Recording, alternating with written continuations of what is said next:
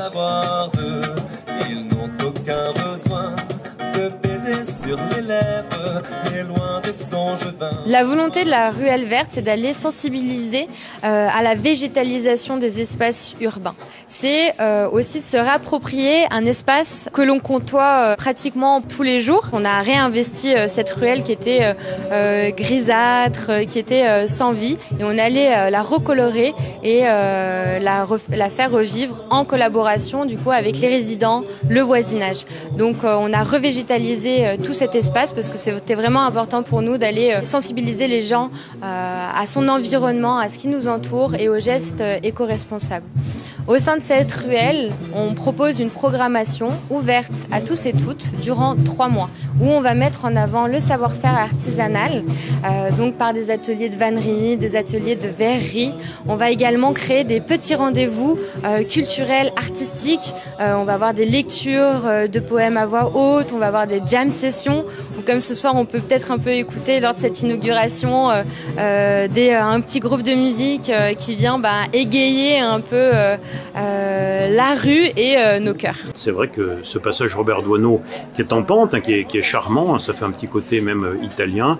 Alors il y a des odeurs différentes, de bougies, de plantes aromatiques, que les riverains, les passants peuvent bien couper et s'en saisir.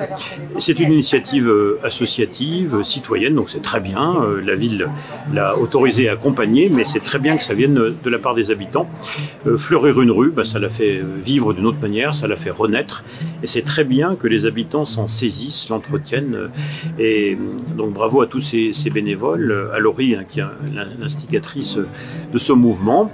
Ça permet aux habitants aussi de se connaître, de se rencontrer comme c'est le cas actuellement, en investissant l'espace public, ce petit square de la placette de la Chaudane, dans un quartier qui revit, puisque un hôtel a ouvert, la terrasse donne sur la placette, nos services municipaux sont installés au rez-de-chaussée, c'est l'ancienne poste d'Aix-les-Bains. Plus tard, on refera la placette, donc ça revit, une rue d'Ava aussi qui reprend des couleurs, donc c'est très bien que les habitants contribuent, accompagnent, complètent cette dynamique. Après la période Covid, c'est formidable. Cette rue, elle a été co-créée par des habitants, des bénévoles.